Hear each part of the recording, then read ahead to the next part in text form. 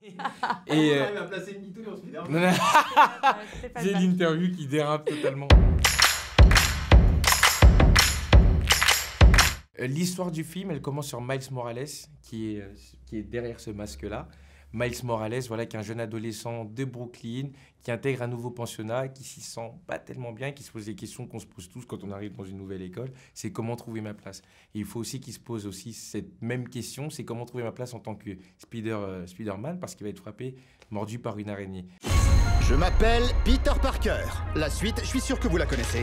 J'ai sauvé la ville, je suis tombé amoureux, et après j'ai sauvé la ville encore une fois, et encore une fois, et encore une fois. Je suis partout, dans des comics, sur des paquets de céréales, j'ai même fait un album de chants de Noël. Et je suis une glace assez bof. Mais il s'agit pas de moi. Enfin, plus maintenant. Spider-Man. Il déboule au bout de son fil une fois par jour, bim bam boum derrière son masque et il rend compte à personne.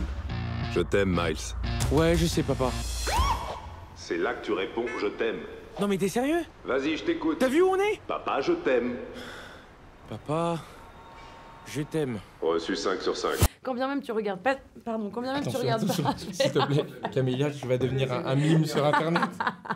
Je veux pas que tu finisses sur Malef TV, donc on va tous se calmer. Non mais en vrai, quand bien même tu regardes pas Spider-Man, ça fait partie de la pop culture. T'en as partout à Noël, t'en as dans n'importe quelle place du monde. Tu vois, tu vas à Times Square, t'as des Spider-Man, tu vas dans n'importe quel magasin, t'as des pyjamas Spider-Man, des cartables Spider-Man à la rentrée. Enfin, ça fait partie de la pop culture, c'est populaire, ça existe dans le monde partout, quoi qu'il arrive, quoi. T'as un pyjama Spider-Man? Peut-être. Attention, MeToo, il va se faire MeToo, lui. Mais non,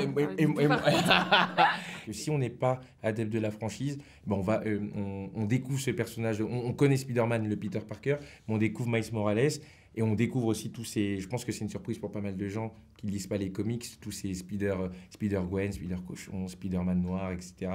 Et si on connaît la franchise, ben, le référencement est super, il y a des super clins d'œil, on peut rien dire, c'est le problème avec la promotion, c'est qu'on peut jamais rien dire des films. Mais si on aime Spider-Man, je pense qu'on aimera Spider-Man New Generation.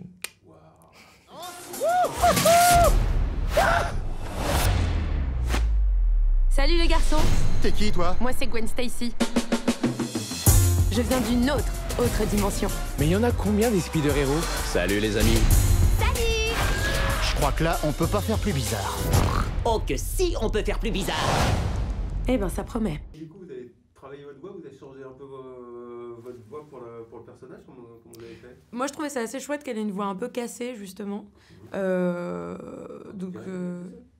Tu dirais que t'as une voix cassée? Bah, en tout cas, elle est plus fatiguée, plus suave, avec un peu plus de souffle, quoi, sur la voix. Donc j'avais à la placer un petit peu plus comme ça, plutôt que si je parle comme ça, par exemple, dans les aigus, et que ça me demande de faire un effort. Elle parle plutôt comme moi, avec une voix un peu plus éraillée et tout ça. Et je trouvais que ça lui correspondait bien, donc je suis allée plus de ce côté-là. Et ça avait l'air de matcher, quoi. Et puis aussi, la voix américaine elle-même a une voix un peu éraillée comme ça, donc je me suis dit que c'était chouette de matcher aussi avec l'original, quoi. Non, mais Your voice, dude. Non, mais C'est une interview, c'est pas... Non, mais je suis submergé parce que c'est Camilla Jordana. Non, mais allô. Donc je suis... Non, mais je suis d'accord avec toi. Je suis d'accord. Non, mais le travail vocal était génial. On doit retourner dans nos univers, et vite. Brooklyn va s'effondrer. Ma famille vit à Brooklyn. Wow. Miles, qu'est-ce qui se passe? Ça n'a jamais été ta ville. C'est la mienne. Si je détruis pas l'accélérateur de particules, on pourra pas rentrer chez nous. On n'aura plus de chez nous.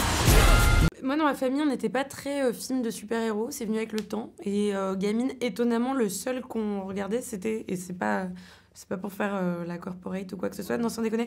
Je suis folle de Willem Dafoe depuis petite.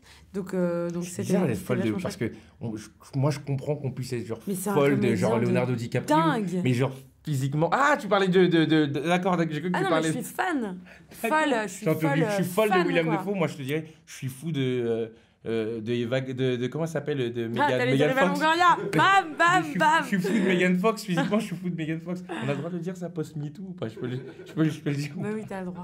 Bon. T'es mais non, mais le mec dérape totalement. Mais on a le droit, mais on fait gaffe. On fait gaffe. Mais Non, mais je suis d'accord avec toi. Il faisait un formidable bouffon vert. C'est un acteur de dingue. Et donc, exceptionnel. Depuis gamine, moi, Spider-Man, ça existe dans ma vie. Non, mais moi, pour le coup, j'étais totalement fan de Spider-Man, de la franchise et des comics. J'avais les comics qui parlaient de Miles, les premiers comics sur Miles. Il n'y en a pas beaucoup d'ailleurs. Et donc, du coup, c'était plus qu'un honneur quoi, de pouvoir le faire. J'ai envie de le faire. J'espère qu'il y aura d'autres volets parce que c'était un exercice dément. Quoi.